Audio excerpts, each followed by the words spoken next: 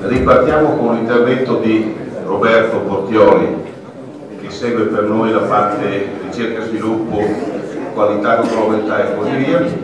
Faremo 2 o 3 approfondimenti molto tecnici e faremo un confronto tra poliestere e acrilico. Cosa significa? Che negli ultimi 3 anni, insieme a Roberto Portioli, abbiamo testato mano a mano vari tessuti in poliestere che sono usciti sul mercato ed abbiamo tratto alcune conclusioni che vogliamo illustrarvi. Quello che io premetto sempre in questo tipo di presentazione è che noi non abbiamo nulla contro il poliestere, però dopo 3 anni di prove ci siamo accorti che ci sono vari livelli di poliestere. L'acrilico tinto massa che voi trovate nel mondo è sempre uguale, la qualità è sempre uguale, parlando di qualità. È un acrilico che ha delle caratteristiche omogenee. Il poliestere potete trovare del poliestere alto, medio e basso di qualità. Per cui ecco, io ci tengo sempre a dire che non abbiamo sposato assolutamente nessuna linea contro il poliestere, ci stiamo ragionando con Roberto da 2 anni, probabilmente in futuro vedremo cosa fare, ma cerchiamo di spiegarvi quali sono le nostre riflessioni tra poliestere e acrilico. Tessuto per tenda da sole. Che caratteristiche deve avere un bel tessuto per tenda da sole? Deve avere caratteristiche meccaniche buone, stendersi, non rompersi, non fare troppe pieghe vicino alle cuciture e caratteristiche che interessano soprattutto al confezionista e al montatore.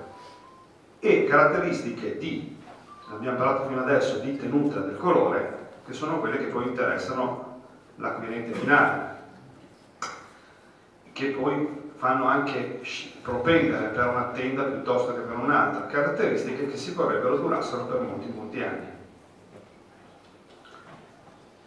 Queste caratteristiche sono date dal filato. I filati utilizzati per fare tessuti per tende da sole sono normalmente di 2 tipi. Uno da molto tempo, l'acrilico Thor tinto massa. È un filato talmente conosciuto che chi lo produce non nomina neanche le caratteristiche salienti, ma dice è il leader indiscusso del mercato, delle tende da sole, della cuscineria da esterno, degli ombrelloni. Ultimamente si sta affermando sul mercato anche un poliestere tinto massa, che si è affaccato ai tessuti acrilici. Chi produce il filo poliestere o la fibra specifichiamo, perché già ha introdotto il concetto il signor Giovanardi, ci sono poliesteri di alta gamma, ci sono poliesteri di media gamma, poliesteri di bassa. Quindi un poliestere outdoor stabilizzato UV tinto massa ha, secondo il suo produttore, una stabilità, una solidità del colore garantita, una migliore resistenza meccanica, quindi meno pieghe durante la confezione, più resistenza a strappi e trazioni, e queste caratteristiche meccaniche nel tempo diventano paragonabili a quelle dei prodotti acrilici. Più avanti vedremo cosa significa che la resistenza residua resta paragonabile ai prodotti tradizionali in acrilico e poi comunque ha bisogno forse di meno trattamenti. Io sono un chimico, il signore anche. Prima cosa che vado a vedere è la struttura chimica delle 2 sostanze. Dice qui è solo una slide. 2 secondi. Abbiamo limitato. Ciò che determina l'infragilimento della fibra è normalmente il sole e la sua componente più aggressiva, i raggi UVA. Le 2 sostanze sono il poliacrilonitrilo, la fibra acrilica e il poliestere. Senza entrare nei dettagli, vediamo che lungo la catena principale del polimero gli atomi sono tutti uguali, mentre nel poliestere sono presenti atomi di ossigeno. Questa differenza fa sì che nell'intorno dell'atomo di ossigeno i raggi UV abbiano buon gioco a iniziare reazioni chimiche che poi portano all'infragiamento del polimero. Questo dice la teoria. Le fibre, sia poliestere che l'acrilica, si ottengono soprattutto come colorazione e come aggiunta di additivi allo stesso modo. Aggiunta di additivi che nel caso di additivi UV, nel caso dell'acrilico, sono inferiori, perché abbiamo visto che intrinsecamente la fibra resiste di più ai raggi del sole. Il poliestere resiste di meno, ma può essere additivato, si possono mettere degli additivi che migliorano la resistenza all'UV. Tutte e due le fibre si sciolgono, si presentano in forma liquida, gli si aggiungono le tinte, gli additivi e quant'altro, e poi si fanno passare attraverso una filiera e si asciugano i fili. Questo processo si chiama dop dyeing, tintomassa, tintura del polimero prima della produzione della fibra e del filo in sé. Questo procedimento dà alla fibra una resistenza alla luce più alta di tutti gli altri metodi di tintura tessile. Quindi sia il nostro poliestere sia il nostro acrilico hanno il metodo di tintura migliore che si possa avere per una fibra tessile. Pigmenti stabilizzanti, pur avendo lo stesso colore, lo stesso scopo, però possono essere diversi perché si sciolgono in due sostanze diverse, la formula chimica, avete visto, è diversa. Nel caso dell'acrilonitrile si mette anche del solvente. A questo punto, io mi sono visto la teoria, che è quella che avete visto voi anche adesso, sono passato alle prove sperimentali. Abbiamo una macchina che si chiama il Cubic Tester, in cui sono presenti delle lampade che generano dei raggi UVA, analoghe più o meno a quelle dei raggi solari di un centro estetico.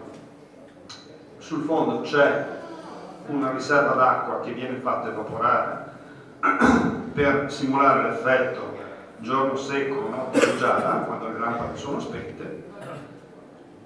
E su questi portacampione si mettono i pezzetti di tessuto, dalla parte ovviamente non verso di noi in questo momento.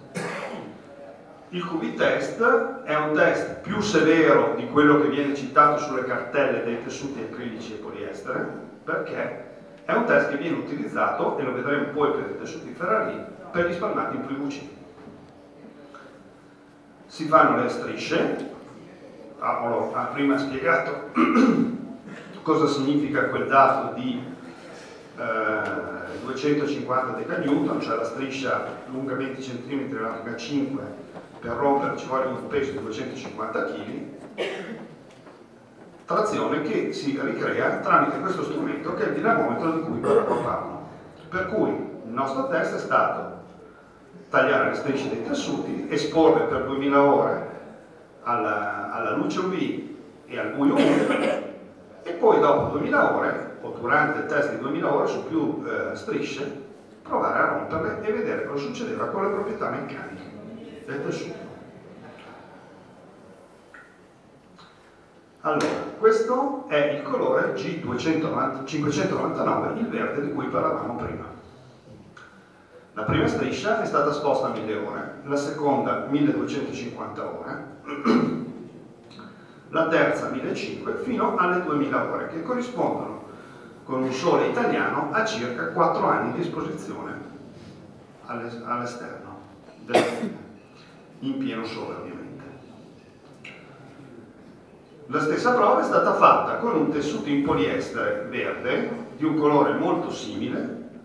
Questo non è un prodotto commerciale, è un prodotto che ci siamo fatti fare noi, comprando lo stesso filato poliestere che veniva usato dagli altri produttori. Da chi ci tesse questo, il colore G599, ci siamo fatti fare anche delle pezze di prova di poliestere, perché noi stiamo testando molto questi tessuti, e le abbiamo fatto fare la stessa prova. Si vede chiaramente che passando dalle 1000 alle 2000 ore, tra la parte esposta e la parte in ombra, nel portacampioni, il colore viene perso. E si tratta sempre di tintomassa, in entrambi i casi.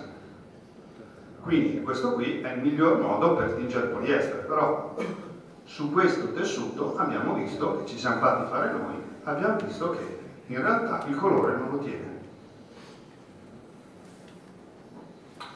Abbiamo fatto questo test anche su tessuti commerciali, quindi di vari produttori, di varia grammatura, e soprattutto sui colori caldi, colori rossi, abbiamo visto che già dopo 1000 ore si comincia a vedere un po' di differenza tra la parte coperta e la parte esposta a luce e umidità.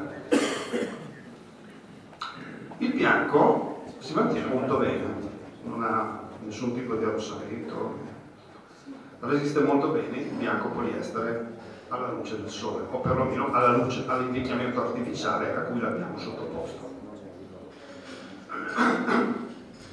Scusate. Osserviamo come variano le proprietà meccaniche misurate secondo questa norma al dinamometro, prima e dopo 2000 ore di invecchiamento artificiale per l'acrilico. Il verde che abbiamo visto che non si decolorava. Inizialmente la striscia non esposta si rompe con una trazione di circa 150 kg. L'allungamento su una striscia di 20 cm di 60 mm, quindi 6 cm, circa il 30%, prima di rompersi. Dopo 2000 ore, quindi teorici 4 anni, ci vogliono 140 kg per romperlo e l'allungamento sostanzialmente è rimasto uguale. Cominciamo anche un po' a capire anche perché il tessuto acrilico viene garantito per molti anni come colore tenuta. Questa invece è la striscia di poliestere bianco, poliestere acquistato 3-4 anni fa e poi testato. Quindi può benissimo darsi che attualmente ci siano dei poliesteri molto migliori. Questo è un poliestere che apparentemente non si era rossato, non dava nessun segno, però dopo 1000 ore, quindi 2 anni circa di invecchiamento artificiale, la striscia non esposta rompeva a 225 kg, quindi un dato molto molto migliore dell'acrilico. I produttori di filo poliestere hanno ragione, inizialmente le proprietà meccaniche sono molto superiori all'acrilico, ma dopo solo 2 anni teorici di esposizione 90 kg erano sufficienti a rompere la striscia e l'allungamento passava da oltre il 50% a meno del 20%. Tutte le proprietà meccaniche erano state perse nel caso di questo poliestere vecchio di 3 anni. Abbiamo rotto in sequenza tutte queste strisce che avete visto essere sempre più decolorate. La curva che ne risulta per questo poliestere verde che ci siamo fatti fare noi con un filo commerciale mostra che nel giro di 2000 ore di esposizione, quindi teorici 4 anni, il carico di rottura del poliestere passa, anche qui molto buono, 200 kg a circa 1250, da 200 kg a 125 kg. Risultati analoghi li trovate sui siti dei produttori di fili in poliestere stabilizzati qui. Se volete, io non li ho messi perché ovviamente si tratta di marchi che non trattiamo né filo né fibra. Ho preferito non metterli, però li potete trovare molto simili. Le comparazioni, in cui avete un filo di poliestere trattato V, un filo di poliestere non trattato V che ha una curva che decade rapidamente in 1000 ore e una curva dell'acrilico che potrebbe corrispondere a questa retta.